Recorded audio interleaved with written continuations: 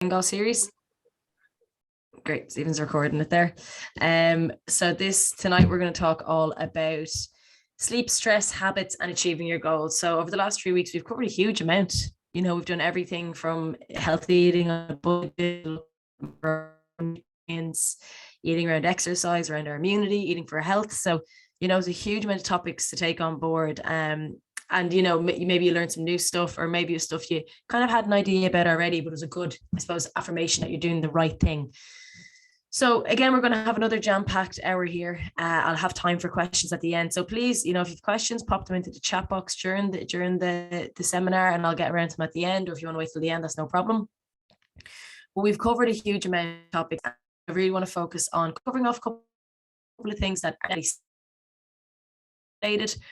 But and then I want to talk about habits and achieving goals, because we've learned that's the real key to it. Okay, so quick introduction about on myself again. My name is Laura Kealy, founder of Bridge Nutrition, which is a health and performance nutrition consultancy. And you've probably been listening to me now for the last few weeks, so you're well used to me.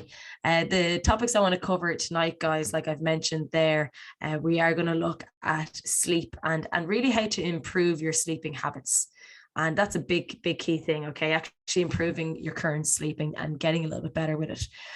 Looking at stress and how it affects our health, because, definitely everyone here has probably encountered stress at some point in their lives. And it's very important that we actually recognize it, understand it, and counteract it as well.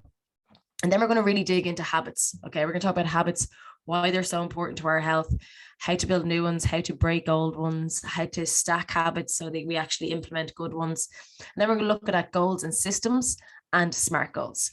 So really tonight is about taking everything we've learned in the last few weeks and figuring out little ways of how to actually use that information to improve our health, our lifestyle, our general well-being, and our happiness overall. So touching on that point there of our wellness. So I introduced this slide way back in week 1, which was the start of January. And now thankfully January's at an end, and we're going to come into the spring months now, and longer days and more sunshine, and that's going to be great. But we talked about wellness and what incorporates wellness. So remember, wellness isn't just about, are you well, or are you keeping well? And it's not just about what we eat or how many steps we do a day. Remember, wellness is all areas of our health, all right? Everything from physical, social, emotional, environmental, spiritual, mental, of course. And to make sure that we are focusing on all these different little areas, because again, it's not just about eating more fruit every day or going out for a run. It's really looking at all the different little areas of our day, of our habits, of our lifestyle, and seeing where we can improve them for our overall health. And the first one is sleep. Okay, because sleep, I feel, it's a little bit forgotten about. It's kind of the forgotten health pillar. And it's not that we forget about sleep, because we do it every day, but it's just that we don't prioritize it, or we don't hold it in as high regard as we should. I feel like the more I learn about sleep, the more, it's confirmed that we need the right amount and the right quality in order to be at our healthiest. Okay. And again, if there's probably maybe new parents or parents of toddlers listening to me right now, and they're like, well, what do you want me to do? I have a newborn. Of course, there are exceptions to, getting enough sleep and stuff that we can't control, that, or that's out of our control. But what we need to make sure is that when we can get enough sleep, that we do, okay, or that we are bringing in the right kind of habits and protocols and routines to make sure that we can get our best possible sleep, because sleep is linked to all areas of our health. Okay, it is conclusively proven that a solid night's sleep, routinely, nightly, is essential for a long and healthy life. Okay, and to kind of understand if you're getting enough personally for yourself, well, if you wake up in the morning and before 11 o'clock, if you feel that if you went back to bed now and you could go to sleep, generally you're not getting enough sleep. It's a very loose, easy way of figuring out if you're sleep deprived. But honestly, if you were to get up bed around 7 or 8 o'clock, and if you could go back anytime between that time and 11 a.m. and fall back asleep, it means that you're probably not getting enough sleep. Okay, and we're going to talk about how to get enough sleep and improve your sleep in a couple of slides. But I really just want to be like a bit of a grim reaper here again and give you all of the negative things that are associated with poor sleep. So weight gain. All right. And all of these things have countless studies associated with them. And the link is established and it's confirmed. So first of all, we're going to look at weight gain. So poor sleep is linked to weight gain for several reasons. Mainly into my second point there of appetite increases. So when we've poor sleep, we tend to have our hunger hormones, our appetite hormones tend to be affected. So our ghrelin goes down, our leptin goes up. Our ghrelin goes up and our leptin goes down. So that means that we don't feel full when we should, as in we feel hungrier than we actually need to be. And then we actually feel our hunger hormone itself actually goes up as well. So those interruptions cause us to eat more, to overeat. Also, because when we're sleep deprived, we tend to chase really quick high fixes of energy throughout the day. So, when we talked about processed carbohydrates, simple carbohydrates, carbohydrates that don't contain a lot of nutrients like sugar, we tend to chase those all day, and that leads to overeating on calories, and then that leads to weight gain. Increased risk of heart disease and stroke, that's been conclusively proven. Lack of sleep over a number of decades can result in heart disease, can result in strokes. Low mood, increased risk of diabetes, and reduced immunity, all linked to poor sleep patterns. So again, I don't mean to feel like the Grim Reaper every week telling you, like, if you don't do this, this is what happens, but it's a reason to prioritize it. It's a reason to, it's like when you see people shelling out like hundreds of euros on supplements that will never work, and then they don't even prioritize getting 8 hours of sleep a day, it would frustrate someone like myself, because people don't do the simple things for their health. And one of the easiest wins when it comes to your health is getting enough sleep. When we look at sleep requirements, you can see here through the life cycle that they do vary. Obviously, when you're a newborn, you need tons and tons of sleep. That decreases with age. And in around our young adult and our adult lives, it's in around 7 to 9 hours sleep. And then as we get a little bit older, that reduces then again. Now, some people, everybody's different. Like, majority of people will be in that kind of average 7 to 9 hours sleep requirement, a night. Some people will need a little bit more. Some people need a little bit less. But really, don't think that you're someone that, gets 4 hours sleep a night and that's it. That's all I need, and I feel grand, and it doesn't affect me. Most people aren't the exception to the rule. There's very few that are. So if you're someone that right now thinks that you get by fine on 4 or 5 hours sleep a night, I'd ask you to kind of reassess the situation, we'll call it, because you do. And even these, just an hour or two extra a night can make for some really, really good health gains. I suppose another thing to say alongside that is that if you have a teenager or child in the house, please make note of the additional sleep that they need. I remember being a teenager and having to be dragged out of bed at 12 o'clock in the day at weekends because I was just so tired all the time. And I know as an adult now, I can probably appreciate it, because I know how much extra teenagers need to sleep, that it's just to be aware that teens do. And, teens are devils. They don't tend to go to bed on time and such, but that they do need extra hours. So if they can make those up in the weekend, all well and good. If you can get your teenager to go to bed a little bit earlier, brilliant as well. But just be aware that they do tend to need more sleep, and if they don't get enough sleep, and it can have that unwanted crankiness as well. And the same with children as well. They do need that additional sleep.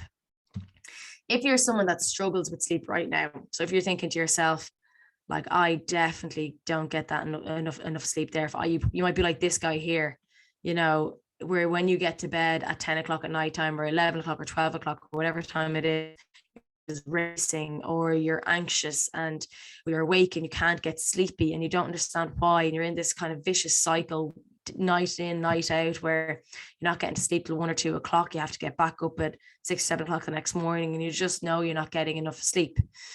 Well, a good thing would be to assess your sleep routine. All right. So if you're someone right now that when you go to bed at like that 11 o'clock and you're not sleeping for a couple of hours, I'd like you to try and take some of these steps. These are proven steps to help with this. So 8 hours out, no more caffeine, none. And I mean no caffeine. I don't mean cups of tea or green tea or anything like that. Tea has caffeine, green tea has caffeine, even decaf tea has some caffeine in it. Very little, but it still has some caffeine. Dark chocolate has caffeine, Coca-Cola has caffeine. So just be aware of these things. But I would try and cut out all caffeine from, if you go to bed 10 o'clock, from 2 o'clock onwards, no more caffeine. Just because caffeine has a half-life of 4 to 6 hours, it is something that will keep you out. It is a stimulant. It interrupts. So why we get sleepy is that adenosine builds up in our brain. Okay. And what caffeine does is that it disrupts the adenosine and it fills those receptors. And that's why after we've had a coffee, we feel more perky, but the adenosine will come back and it will build up. But if you have some, it can disrupt your sleep. Then 2 hours out from your bedtime, dim your lights. Okay. So don't have this big light like I have on me here, in my face. Dim lights in your house, dim lights in your sitting room, wherever you are. Turn off all the overhead lights and go with a lamp, go with lamps like this one in a corner or something, or dim your lights altogether. Reduce your screen time. So, try and get away from the television a little earlier. Try and have your last large meal there. Now, forget about any nonsense around eating late in the evening, resulting in weight gain or ill health or anything like that. There's nothing like that associated with you could eat as late as you want. Basically, it all depends on the person. But if you find that having a big meal, like having a big steak dinner at 10 o'clock and trying to go to bed at 10:30, that might disrupt your sleep just because you're in that digestion process. So try and have your last large meal at least 2 hours out. If you're finding someone that you eat quite late at nighttime and eat large meals late at nighttime, that can disrupt your sleep.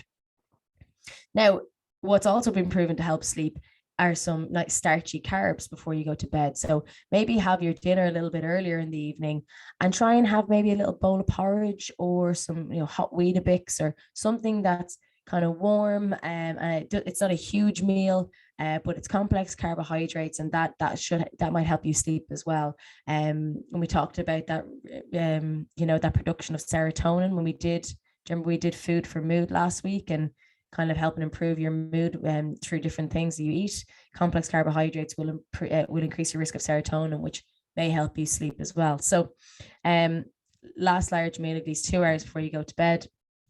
And then about 30 minutes before that, guys, try and read with some dim lighting. So again, you don't want your overhead light on in the bedroom. You want a small bedside lamp.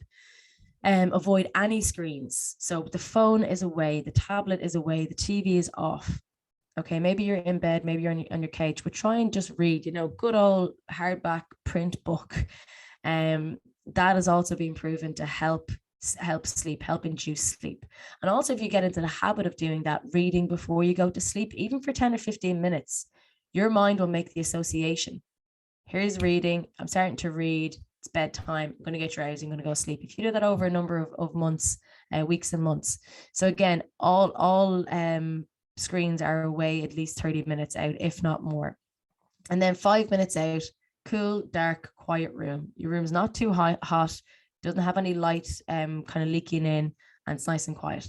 And that's a really good kind of sleep timeline. So you go by that: 8 hours out, no more caffeine, 2 hours out, start bringing down the lights, reducing your screen time, and no more large meals after that. And then 30 minutes out, reading with dim lighting, avoiding any screens, and then 5 minutes out, lights out, nice, cool, dark room. So that's something to try if you're not already trying it. Maybe you're trying a couple of things off, but definitely implementing all of those things may help. And really what you have to get your head around is that sleeping is a skill. It's not something that just, if you're in a poor sleep routine right now, if you've got poor sleep habits right now, it mightn't just come to you overnight, so to speak. So develop it. All right. Start developing. It's something that needs to be worked on, much like anything, much like an exercise routine or healthy habits, which we're going to talk about in very shortly now. But, it's something that you have to actually work on. So things that have been proven, again, to help sleep: having a shower or a bath at 90 minutes before bed. Nice, relaxing bath, maybe some lavender and some bubbles, something to help you relax, or a hot shower as well can help you fall asleep a little bit faster. A weighted blanket. Now, this you can get online. Some of them are a little bit pricey, but they have been shown to have some really good results. So like a weighted blanket, it's basically, if you've never heard of a weighted blanket, it's just a big heavy blanket. But some people find that's very comforting, so very relaxing, so they can fall asleep a little bit better. Avoiding alcohol, guys. This is a big one, but this probably should be more number one on the list here. Drink interrupts your melatonin production. We need melatonin in order to fall asleep. Okay. It increases your heart rate. And by doing that, it gives you, I know people say, oh, a couple of drinks help me sleep.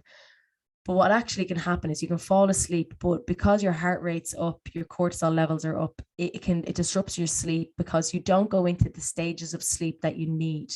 So we've three main stages of sleep. We've got light sleep.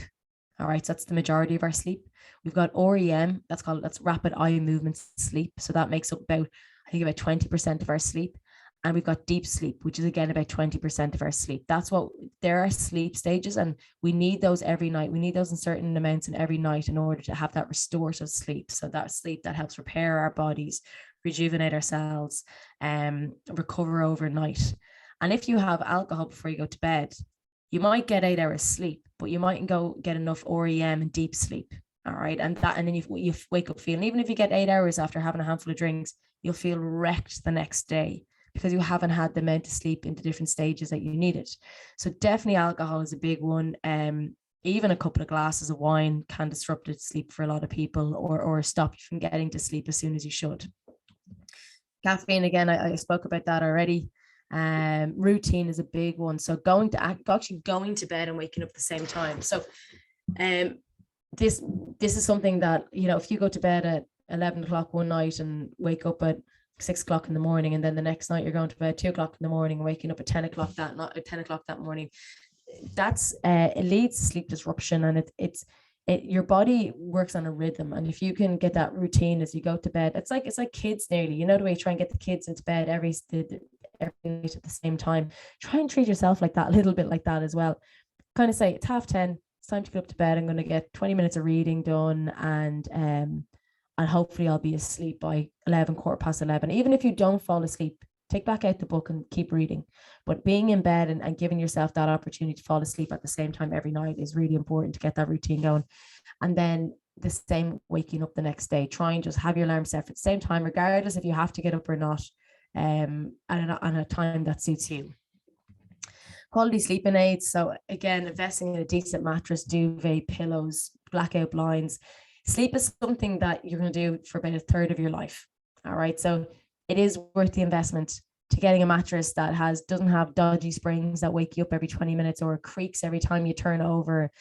Pillows that don't make your face itchy or don't creak your neck. A duvet that keeps you warm in the winter and cool in the summer. Blackout blinds to stop the light from coming in at 5 o'clock in the summer. Things like this, or the street lights from coming in. Improving your sleep environment. Making sure your room is clean, making sure it's not drafty, making sure it's not noisy, as best you can. And just like improving your overall sleep areas is really important to getting that quality sleep as well. So there's lots of kind of topics there, guys, or kind of token takeaways you can probably start implementing from now onwards, just with different things to improve your sleep if you're struggling with it at the moment. The second topic we're going to move on to now, again, kind of outside of nutrition, but definitely something I wanted to cover, is stress. And stress is something that I suppose we all encounter at some point in our lives for a variety of different reasons. But essentially, like, what stress is, it activates our nervous system. So our body responds to events that provoke stress by activating the system. And it also activates specific hormones. Okay, so it's a flight or fight response, and it comes back from when we used to be, cave people, running away from lions and tigers and things like that. And the thing is that our stress response now isn't always warranted. Okay, so when we have this increase in heart rate, increase in blood pressure, increase in metabolism because of those hormones, because of those stress hormones, and the reason why we have those is because so we can react quickly. When your heart rate goes up and you start breathing more heavily, you're ready to run, you're ready to fight. Okay. And that's a natural reaction. That's just a stress response. And it's required in some places. If we're playing sport, right, we need that stress response. All right. If you're an athlete, you need that stress response. Some people really respond well with that stress response when they have to perform or anything like that. And that's how you perform under pressure. Now, we can't avoid stress completely, but we must try and manage it. All right, because we will come under stress at different times in our lives for different reasons. And a certain level is healthy and somewhat, again, because of motivation, performance. But it's basically, it should never stop you from, being productive and being happy. And that, obviously we're coming back to kind of a career-based thing with that. It should never become debilitating. Okay. It should never become anxiety inducing. It can never make you scared or kind of on edge all the time. So the reason why this happens, we have these physical responders to stress, is because of cortisol. So this is the stress hormone. It's released by our adrenal glands. You can see there on the diagram, and they're at the top of our kidneys. Now, what cortisol does, it works with certain parts of your brain to control your mood, motivation, and fear and things like that. Okay. And it is important to help our body deal with stressful situations. Because, our bodies will trigger cortisol in like in a reaction to many different kinds of stress. All right. So it's not just kind of getting frightened or anything like that. There's lots of different kinds of stress that will end up increasing our cortisol levels. Now, cortisol does play a very positive role in our body, okay, because it helps us use carbohydrates, fats, and proteins. It reduces inflammation. It regulates blood pressure, increases blood sugars. So, if we're a bit low in blood sugar and we're stressing, it can help, release blood, increase our blood sugars and give us more energy. It controls our sleep-wake cycle. So when we talked about getting to sleep there, if we don't kind of have our cortisol managed as well, so that all rolls straight back into it. It boosts our energy levels, like I said there, so we can handle stress, and it restores balance after. So it manages itself. So this is when it's working properly. Okay. So when that stressor has passed, our bodies should return to normal. Okay. Now, if we have constant stresses, though, that stress response can stay on, and that's not what we want. Okay. Because say once that threat has passed, we go back to when we were cave people again. The threat has passed, we relax, our adrenaline levels drop, our cortisol levels drop, then our blood pressure drops, our heart rate drops, and that's how it's meant to work. Okay. But if you are constantly have stressors in every direction, so home life, work life, relationships, whatever it is, if you have if you're under constant stress in every areas of your life or constant areas of your life, that fight or flight response will stay turned on. You're going to always feel under attack. And then the issue is the long-term activation of that stress response system. And if we have too much cortisol, so overexposure of cortisol and other stress hormones, that can really affect our body's processes. Okay. So that's when we start encountering things like anxiety, digestive problems, headaches, heart disease, sleep problems, weight gain, memory problems, depression. So, again, I'm like the bearer of bad news here, but it's just explaining the issue we have with stress and why we need to make sure we're managing it, because it really can affect all other areas of our health. Okay. So it's really vital to learn to, I suppose, deal with stress healthily. Okay. And cope with life stressors. So some signs of stress that we can see. So with your body, so there's a few things you can watch out for. So with your body would be kind of headaches and tight muscles, being very tired, fatigued, skin irritations, breathlessness, twitches. Okay, that's a real kind of the physical signs of too much stress. Then, of course, in terms of our mood and our minds, like worrying, muddled thinking, being very indecisive, being very negative, making rash or hasty decisions because of impaired judgment there. Muddled thinking. So that's a real sign that they're overstressed. So you can even imagine there between body and mind, you'd be able to identify if you were stressed or if someone close to you was stressed. And then we've got our behavior. So these are definitely ones to keep an eye on for. If you've got a reduction in appetite, low libido, increased alcohol consumption, or kind of any drugs, cigarettes, anything like that, insomnia, restlessness, or if you're accident prone as well, kind of being very clumsy. And then emotions, loss of confidence, irritability, depression, alienation, apprehension. So, you can see stress in lots of different ways. It's not just about kind of getting snappy or irritable or upset about something. It can manifest in a lot of ways. So it mightn't be obvious But if you kind of know the different signs of it, not only, again, like I said, in yourself, but in close friends, family members, loved ones, that you may be able to then help and identify that, like, what is the stressor, where's the stressor coming from? And that's when we come into stress management. Okay, so understanding stress. How do you stress? And this is very different for everybody. What stresses me, what mightn't stress you, but you need to look at like what your stress looks like. All right, and then you can be better prepared. So is your stress, is a deadline stress? Is it when your routine is kind of knocked out and you can't organize the kids? Or is it when you have to take on extra kind of household chores from your partner if they're a bit busy? Or you just have to identify your stress, because then if you can preempt when your stress is coming, you can kind of get out ahead of it and actually make sure that you're putting into action things that will reduce that stress. Identifying the sources. Okay, so what is your main source of stress? Is it your work life, your family, anything like that, your relationship? Where's your stress? And try and figure out where that comes from, and really write down what you think your main stressors are. Learning how to recognize your stress signals. So again, like we said there, is it irritability? Is it sadness? Is it overeating, undereating? Is it shutting yourself off? Whatever it is, just learn to recognize them early. Like, what's your alarm bells? Looking at your stress strategies. All right. So again, what do you do? What's your go-to tactic? Is it overeating? Is it undereating? Is it drinking? Is it smoking? Is it drug taking? Is it yelling? Is being quiet? So you'll be able to get out ahead of that as well, if you can recognize your strategies, because a lot of those I mentioned there are very unhealthy ones. So you need to try and find healthier stress strategies. And looking at that can be, switching them out for a healthy option, like I just said. So if overeating is your your stress strategy to reduce your stress, maybe trying to get out for a walk straight away, getting out for 10 minutes, or listening to something on your headphones, or taking a phone call, whatever it is.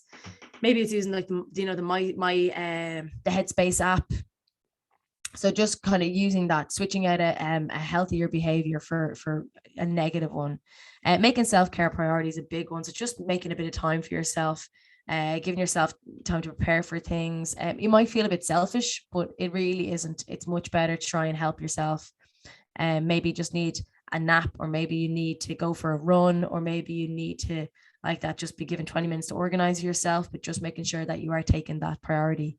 Looking for help is a big one, guys. Maintaining healthy relationships, getting the right amount of sleep. So big one that we just talked about there, getting the right amount of sleep is a real help, because everything generally feels a little bit better after a good night's sleep. And then the last one, exercising. Now, not over exercising, but just making sure you're getting fresh air. Stress is really helped by exercise, because when we exercise, we do release endorphins, which help boost our mood, and might help you be able to tackle that work problem a little bit easier, or figure out how you're going to fix a problem, whatever it is. But definitely kind of just using a few of those steps should certainly help with your stress management, especially if it's not something you're addressing right now. And on to that kind of leads to kind of third topic tonight, which is change. Because you'll never change anything, permanently in your life, unless you change what you do daily. We are the sum of our daily habits. Okay. We are made up. Our health is determined by what we do every day, our body composition, our fitness, our happiness, our, everything comes down to what do you do day in, day out. And if you can, I suppose, get to a stage where your habits are very supportive of a healthy lifestyle, then you've no issue. It'll be walk in the park to do the things we talked about there, just to manage your stress, to get good sleep, and to do all the things we've talked about over the last 3 weeks. All right. So, making sure that we're hitting macronutrient and micronutrient goals, we're hitting fiber goals, you're getting enough protein, you're getting enough exercise. If you can get your daily habits right, you'll do all those things without even thinking. It'll be very easy. because what we do, we tend to do the same thing every single day for the majority of days. There's no one lucky enough to have a life so exciting that their routine changes every single day. The fundamentals are always there. We generally, Monday to Friday or majority of the week, we generally get up around the same time. We generally have the same kind of breakfast. Usually we generally have the same kind of lunch. We generally have the same kinds of dinner. We watch the same TV programs. We go to bed roughly around the same time every night, or we should. So if you can get, health inducing habits in there, health supportive habits in there, it should be easier to hit all of our targets. So your routine will determine your health and wellness. And I can't stress this enough. Those daily actions, and they might seem completely insignificant, like what do you have with your cup of tea at 11 o'clock? How much movement do you do around at lunchtime? They may seem really insignificant, but they all compound, right? All of these habits compound. They're cumulative. They grow over weeks and months and years to determine how healthy you are. 5 cigarettes a day doesn't seem, if you just had them one day, wouldn't really do one thing or another. But if you 5 cigarettes every single day over 40 years, you will have some very, very bad health outcomes from that. If you had 5 cigarettes on any one day, wouldn't really matter. But when you do the same things over and over and over again, that's when they determine, how healthy you are. And remember, habits are learned automated responses. We don't even think about it. When you get up in the morning, you go in, you go to the toilet and you brush your teeth. You don't put a huge amount of effort into that. And you don't think, God, I have to walk in here. I have to take out the toothpaste. I've got to open the top. I've got to take out my toothbrush. I've got to put it on top. Then I've got to put it in my mouth, and then I've got to move it around. You just do it. Everything's automated. You don't even think about it. You just stay. You're off in dreamland, remembering whatever dream you had the night before, what deadlines you have today, or what do I have for the kids' breakfast? You don't think about these things. So if you can get all of your habits to be majority, for the majority of them to be quite healthy, they'll just be automated responses. So looking at why we have habits. All right. So if we can break down habits into 4 steps. Okay. The cue. So the cue is a piece of information to suggest that, there's a reward going to be found. We have a cue, we do it. Okay. We act on it. So say if you went into a room and it was dark, your cue is that the room is dark. So what you'd probably do is you'd want to turn on a light. All right. So the craving, then it's the motivation to change something to get the reward. So say if you came in and you could smell, biscuits in a house, or, you want to have some nose, but if you could smell a biscuit, or you opened a biscuit tin, you could smell them. You've got a cue there. And then you have a craving. You're going to do something to get that reward. Okay. And then you have your response. So whatever action that might be. So for the biscuit, it might be you're going to put your hand in the tin, take out the biscuit, or take the lid off the tin, or whatever it is. And then you get your reward. Okay. And that's a satisfying feeling of eating the biscuit or whatnot. Okay. So that's how every habit forms: cue, craving, response, reward. It's very straightforward, but it can change depending on what the thing is. But if those 4 things: cue, craving, response, reward. All right, so maybe we'll just take social media for an example. Okay, so say you saw your phone light up, okay, and that's a piece of information that suggests that there's a reward going to be found. So your craving then is you want to see what's on the phone. You're like, who's that? Did someone message me? Did someone get onto me? I wonder who that is. I wonder if there's anything new on Instagram now. So your response is then to pick up your phone, unlock it, go into the app, and then your reward is, seeing who messaged you or seeing what that message was. So everything. So, and I'm taking that one because everyone has that habit. I have a pick up your phone, check it, and you're like, what was I even looking for here? Because we just have a habit of doing it. So we'll take in opting for a takeaway, because I know this is a habit that a lot of people would want to break. So we have our cue. Okay. So again, that's the piece of information that suggests that there's a reward to be found. So maybe someone said to you, oh, do you want to get curry cheese chips? Or maybe, they said, oh, I don't want to cook dinner. Maybe we'll get a takeaway. Or maybe you're driving past a takeaway. Or maybe you're walking past a takeaway. That's your cue. All right. That's the piece of information that is suggesting to you that you should get a takeaway because you're going to get a reward. You're going to get a reward if you get this. So then you start craving it. You start thinking about the takeaway, like, God, yeah, maybe I do want to get some kung pao chicken, or I really don't want to cook. So that's your craving for the takeaway then, right? That's your motivation to do something, to change something, to get that reward. And then you get your response then. Okay, that's the action you're going to take. So maybe you're going to phone in for the order, you're going to order it on an app, maybe you're going to go down to the chipper and get it, you're going to pay, you're going to collect, you have a response to it. And then you have your reward, you're going to eat the takeaway. Now maybe you'll be unsatisfied afterwards, that can often happen, but you'll get the reward first of all. Let's look at another one, sitting down on the couch for an evening, because I know this is another one that people would want to break. Okay, I want to break this habit of opting for the couch for the evening. So why do I do it? Why do I end up sitting on the couch half the evening when I said I was going to go out for a walk? Why do I keep doing this? Why does this keep happening? Well, your cue is probably just coming in the evening time, seeing the couch on, seeing the TV on. Maybe there's a program you wanted to see. Maybe your family member sitting down, but you have a cue, whatever, you're going to see it, you're going to do it. You have your craving then. All right, maybe you want to sit down.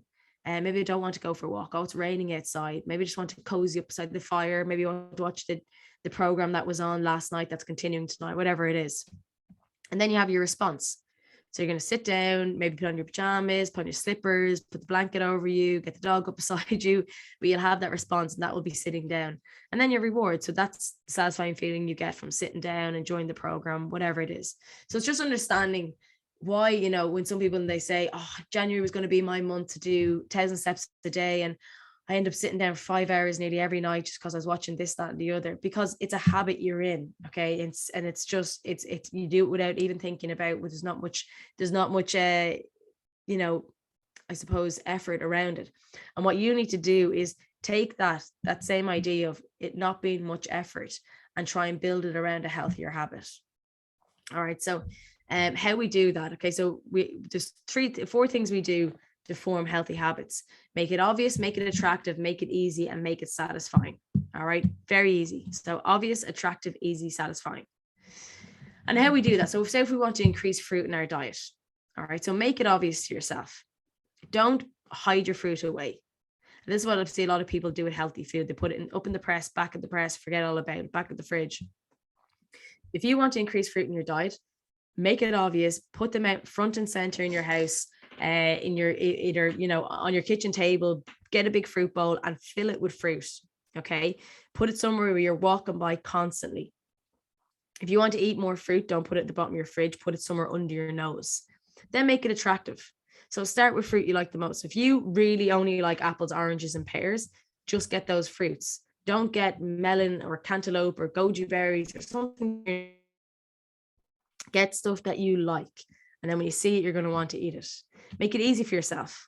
Okay. Again, if you don't want to have the faff of chopping up a pineapple, which takes about 3 or 4 minutes, it's a bit messy. Faff, grab and go stuff, apples, pears, oranges, stuff that you can put in your bag, stuff that you put in the kids' bag, stuff that you can carry out with you on the road, whatever. Make it really easy for yourself. And then make it satisfying. All right.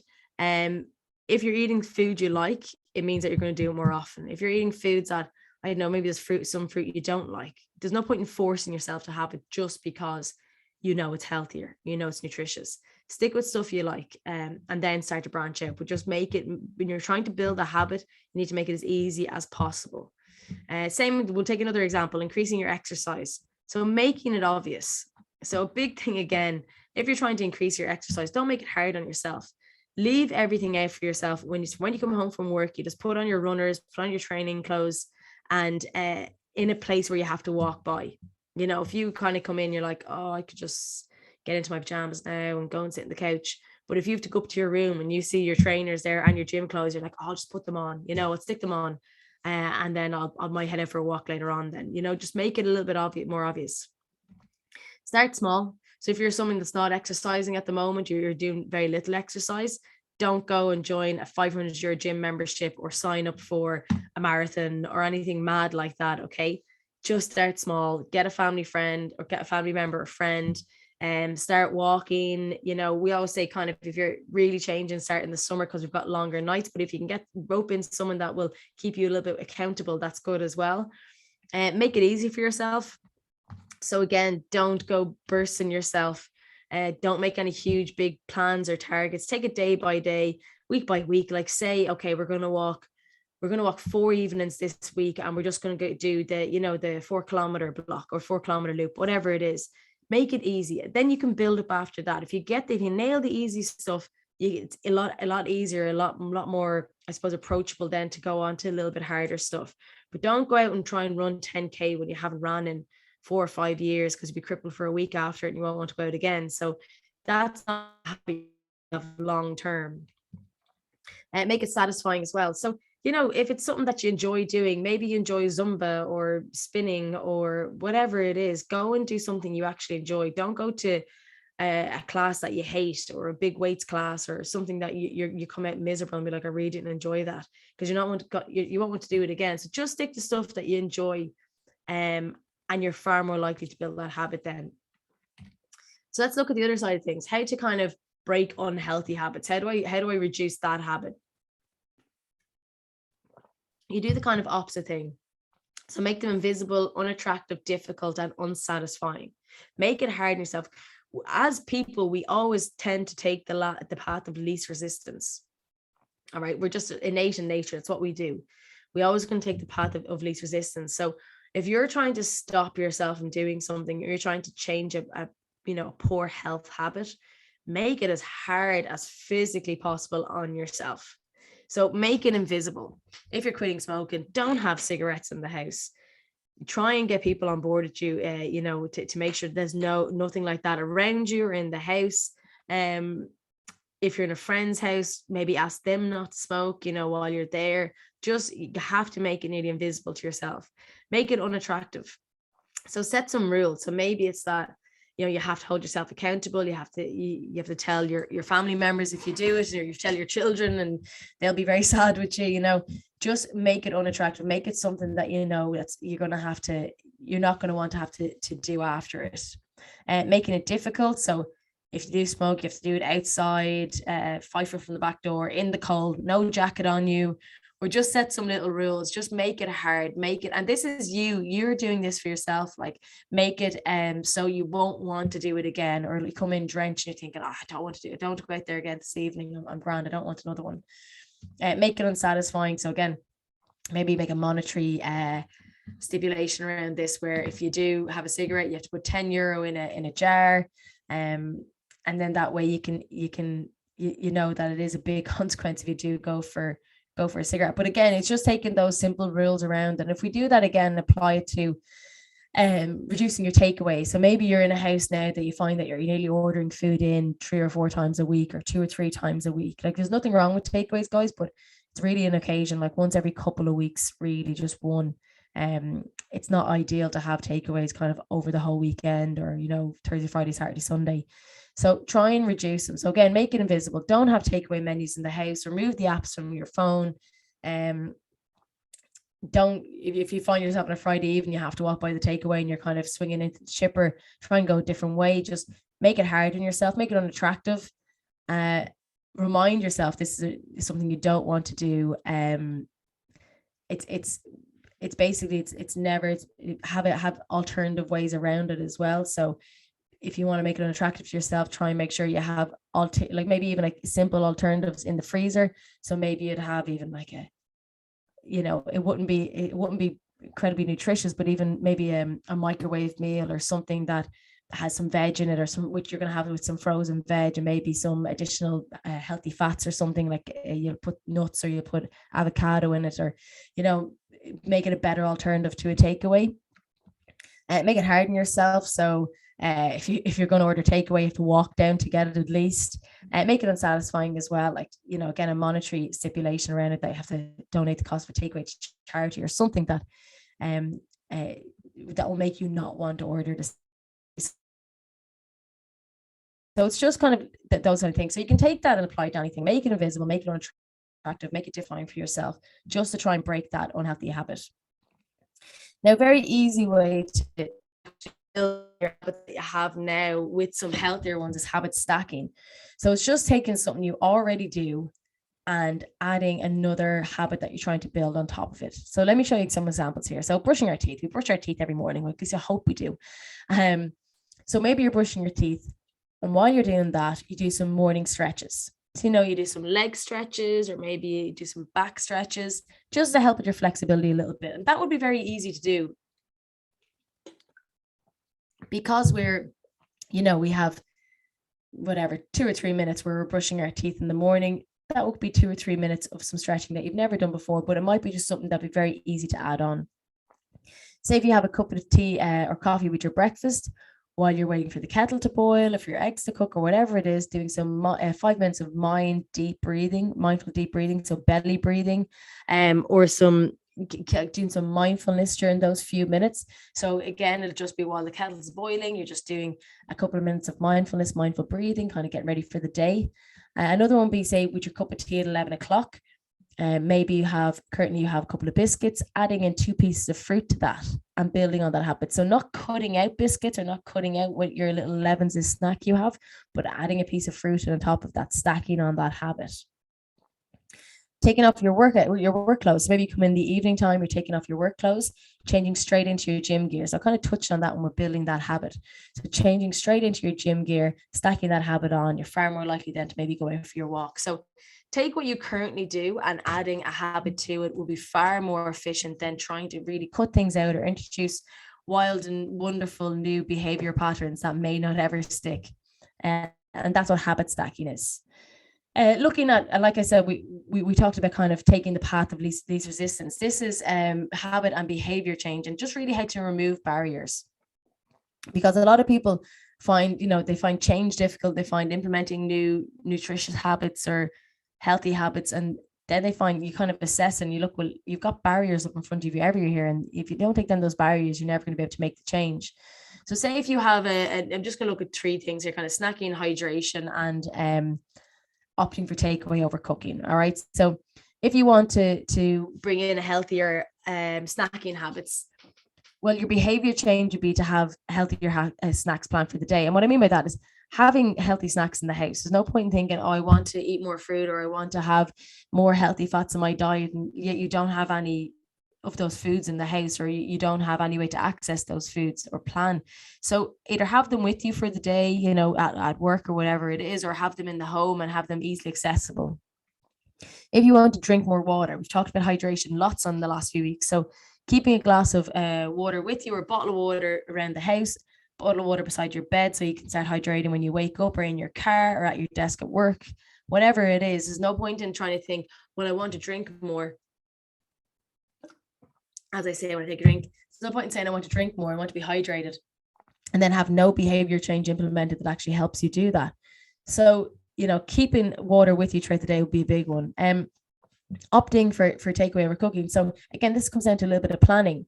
All right. So plan your lunches and dinners for the week. Make sure the things you actually like, that you're able to cook, and you're comfortable cooking, that then when you have the food, you can make it. It's simple, it's easy. And that will help you. That behavior change that will take that barrier away and help you opt for cooking over takeaways. So remember, it's these kind of things are what we call systems. All right. So building these habits, they're systems that we put in place, because we all have different goals. And I want to talk about goals for the last 10 minutes now. We all have different goals. But most of us, don't achieve a lot of our goals that we hope for. So like, say for instance, if you have a weight loss goal, just merely saying it doesn't mean that that's going to happen. All right. So just saying, oh, well, I want to lose weight in 2022. Just wanting it never doesn't mean it'll happen. It's not going to result. You're not going to achieve that goal just by saying it. How you will achieve that goal is by changing your daily systems, changing your daily habits. All right. That will help you change that goal or meet that goal. And the thing is, you don't rise to the level of your goals, as in, like I said, just by saying it doesn't mean it'll happen. But what will happen is your daily habits, your daily systems will determine if you'll reach that goal or not. All right. So kind of what we say, your goal is your desired outcome, but your system is your collection of daily habits to get you there. And you have to fall in love with your systems. All right.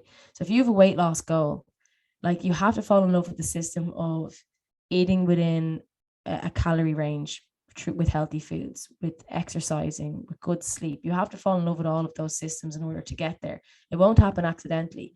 And if you do manage to achieve a goal without enjoying the process, it probably won't stick long term. So if you manage to lose weight, but you hated every minute of it, you hated the food choices, you hated the exercise, you probably won't retain that weight loss. You probably will gain that weight back, because you haven't implemented healthy habits or habits that you've enjoyed. So yeah, just getting your head around that, like it's our daily habits that really will determine whether or not we meet our goals.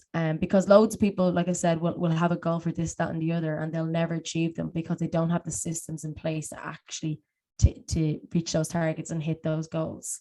And that's why when I work with people, I don't even like, I don't like having a really set weight loss goal or anything like that, because if that goal determines your happiness and you don't meet it, it's a negative experience. But what we would work on is, changing your daily habits, changing the things you do day to day. And more often than not, most goals will come as a consequence of just improving your daily habits. So if you can, and we're going to talk about SMART goals now, because that leads us straight into it.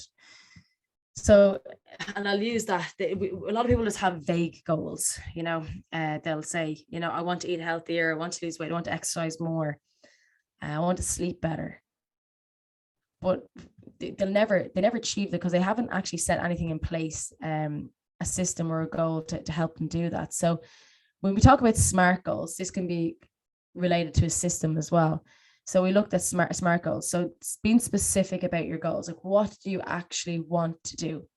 Okay. Your goal statement should make it clear exactly how you need to focus your efforts. All right. So who, what, when, where, why, specific goals. Then you need to be measurable. So that's our M. All right. So you can track your progress. And tracking progress, I do think, is very important, because we can get lost in what we do, and being able to compare it to something previous is really important. So that will be kind of how much, how many, what amount. I'll give you some examples in this to explain in a second, guys, but it's just going to go through it. Achievable. So our goal, if you have a goal that I want to be able to swim under the sea for 2 hours, that's not a very achievable goal. So, your goal should challenge you, but it shouldn't be impossible. All right. So be realistic. And it has to be something that you understand that you can do. Okay. So otherwise you're going to set yourself up for failure and frustration, and you're going to end up, tossing it all and go back to square one. Realistic. So realistic, it's going to be realistic or relevant. But realistic, can you realistically achieve it? Or is it relevant? Is it relevant to you? Is it relevant to what you want to do? So making sure that it's something that's going to help you achieve this goal. Time bound then, so timely or time bound. And this will give you small targets. All right. So, it can't just be, well, I hope one day I'll lose weight. It's like, okay, in 6 months' time, I would like to have lost X amount of kilograms or whatever it is. It'll stop kind of less important tasks getting in your way as well, and delaying progress. And you're going to be able to keep your priorities straight when you've got this, time, I suppose, this time factor in place. So let me just go through a couple of examples here. So here's a vague goal. Okay. I want to lose weight. Really vague. I hear it out of every second person's mouth that I talk to. I want to lose some weight. That you won't get anywhere by just saying that, or being very loose. I want to lose 2 stone. I don't know what it is about Irish people, but honestly, every time someone comes to me with a weight loss goal, or they purchase one of my programs where I work with them for a prolonged period of time, I will often be told, I want to lose 2 stone. I don't know where 2 stone came from, but that could be any age, gender, size, and that person will say the same thing to me. I want to lose 2 stone. That's an incredibly vague goal. That is not a SMART goal. A SMART goal would be something along the lines of this. I will go for a walk on Mondays, Wednesdays, and Fridays around my neighborhood for 20 minutes in order to lose 3 pounds by February 23rd. Now, that hits pretty much everything we've just spoken about there. Okay. It's specific, it's measurable, it's achievable, it's results focused, and it's timely. Okay. So this person has incorporated a specific goal of weight loss. All right. It's measurable because they've included, well, it's about 3 pounds I'd be looking to lose. It's achievable because it's a walk we're talking about in an area that they know on specific nights. The results focused because we have our 3 pounds there by February 23rd, and timely because we have a date. So that's the kind of thing I would want you to try and do if you're talking about a SMART goal. Now, and it's achievable as well, which is the big thing. So that's the kind of thing you need to set in place, setting small targets around dates and how you're going to actually do it. Okay, so another example here. I want to eat healthier. Again, another thing I hear off every second person. I just want to eat a bit healthier. But how are you going to do that? What do you want to put in place? What does that look like for you? Well, it could be I want to make my meals from home Monday to Thursday, which will include 3 types of veg, lean meats, complex carbs, and healthy fats. All the things we've spoken about in the last few weeks. All right, it's specific, it's measurable, it's achievable, it's results focused, and it's timely. All right, you've set yourself in place there. Now, whatever happens outside of those days, it's fine, okay? Because you will be eating a little bit healthier if you can take off those things. So again, it's a SMART goal. Another one, I want to sleep better. Straight off what we're talking about this evening, I want to sleep better. That's just, it's too vague. Like, how are you going to do it? What nights are you going to do it? What are you doing right now? How are you going to actually know if you are? So bring in something a little bit more specific. So I will go to bed at 10:30, wake up at 6:30 each day, unless or until my schedule dramatically changes. This steady sleep schedule will help me maintain my energy throughout the day and make time for my morning workouts. All right, so that clicks off all of our things again: specific, measurable, achievable, results focused, and timely. All right, and doing these small things. So even your homework for tonight, your very last piece of homework I'm going to give you, if you can pick out 2 goals that you want to do in 2020 and write them down as a vague goal first, whatever it is, and then write them out as a SMART goal. Okay, so remember, specific, measurable, achievable, results focused, and timely. So take that bigger goal and break it down into a system. Okay, break it down to a system that you can implement, 3 or 4 days a week, whatever it may be, in order to help you reach that bigger goal, and set smaller goals around it. So if it's a 6-month goal, set a smaller goal that you can measure every month or so. But if you keep having these kind of ideas of vague goals, you'll never achieve them. It's very difficult to achieve them. It's better to go with these smaller, SMART goals and healthier systems in place. So folks, that is it. I just have a minute to spare. So just a quick recap of our topics. We talked about sleep, how to improve your sleeping habits, little things you can do there. We talked our sleep timeline. So no caffeine within 8 hours, no big meals, bright lights, and screen reduction around 2 hours, 30 minutes, no screen at all. Maybe take up some reading, and then 5 minutes out, we're going for a sleep, or we're going for a dark, cool, quiet room. We talked about stress then, so different ways to manage our stress. It does have quite negative implications on our health if it's ongoing. Looked at our habits, why they're so important, how they actually determine our overall health, how to build new habits and break old ones, habit stacking, goals and systems, and SMART goals to finish up. So folks, it is our last evening. So if you do have any questions, please pop them into the chat. I'll be happy to go through anything you'd like to, for as long as we need. But if you do want to contact me at all, my email is there, laura@bridgenutrition.ie, or you can catch me on Instagram @bridgenutrition. I want to thank you all for joining me over the last 4 Mondays. It's been brilliant. You've just been a great audience. Some really great questions came in over those Monday nights. I hope you can take some of the things I've taught you over the last few weeks and start implementing them day to day. Start those SMART goals and habit stacking and different things, and just little bit by little bit improve your health in all different areas.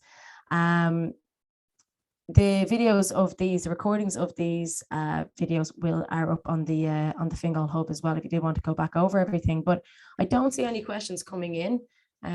So I probably let you off, guys, and start implementing that early sleep routine like we talked about. You can start doing it straight away. Just before you go, Laura, just on behalf of the sports team in Fingal and for everyone who came along over the last 4 weeks, thanks to you for everything you've put into the sessions. I know you put a huge amount of work into them every week, and the fact that you can talk nonstop for the hour and a little bit every week doesn't just happen by accident. So we really do appreciate it. And it won't be too long, hopefully, before we see you back, maybe in person for something fairly soon, But so thanks a million. And guys, just Laura said it, but those previous webinars are up on the Healthy Fingal Learning portal. When I send